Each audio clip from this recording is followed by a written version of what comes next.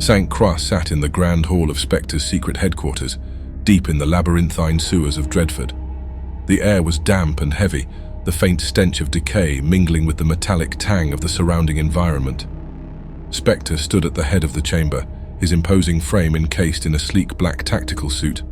His visor glowed faintly, hiding his features, while his voice modulator distorted his speech into a chilling, otherworldly resonance. I trust you, St. Croix. You will not fall to threats or temptation. Half of Don Vittorio's domain is yours. Caroline has ensured our claim, but Saul is ambitious, and he has the other half. He will test your resolve.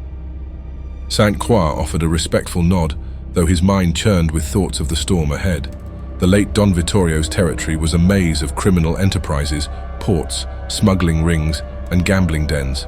It was a crown jewel of Dreadford's underworld, but with it came a mantle of blood and danger. Specter's visor tilted slightly, the faint glow intensifying as if to pierce through St. Croix's thoughts. You have the strength to hold it. Remember that. Do not let Saul's hounds unsettle you. St. Croix straightened, his expression stoic. Specter's words carried a weight that was both empowering and ominous.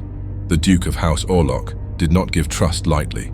To falter would mean more than failure. It would mean oblivion. Later that night, St. Croix worked in the forge beneath his building, the Iron Den. The place was more than just a front. It was a sanctuary where he could clear his mind. The forge's heat was a comforting constant, its roar drowning out the cacophony of Dreadford's streets above. He gripped a glowing iron rod with a pair of tongs, the white-hot metal reflecting the intensity of his focus. The forge was where he honed weapons, reinforced his estate's defenses, and, on occasion, settled debts in ways others found distasteful. Tonight, however, the work was for his own clarity, the rhythmic pounding of hammer on metal easing the weight of Specter's trust. The door creaked open, and a tall figure ducked under the threshold. The intruder's steps were confident, too casual for someone entering uninvited.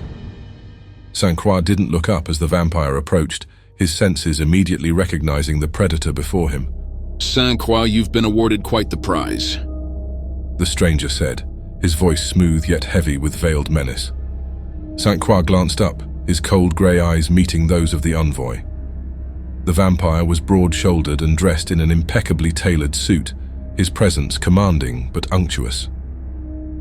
Saul sends his regards. He'd like to see a peaceful resolution to this unfortunate division of Vittorio's domain. And by peaceful, I assume you mean surrender, St. Croix said, his tone flat as he returned to shaping the metal. The envoy chuckled, an edge of mockery in his voice.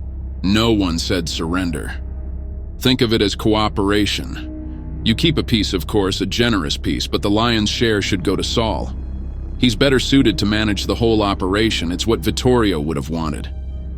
Vittorio is destroyed, St. Croix replied, placing the glowing rod back into the forge. The envoy's smile thinned. True. And you will be too if you don't see reason. St. Croix turned to face him fully, his tall frame imposing in the forge's flickering light. The envoy's expression darkened, his tone shifting from persuasive to predatory. Do you know what Saul does to those who stand in his way? He tears them apart piece by piece. Their businesses, their allies, their very existence gone. I'll start with your machine shop.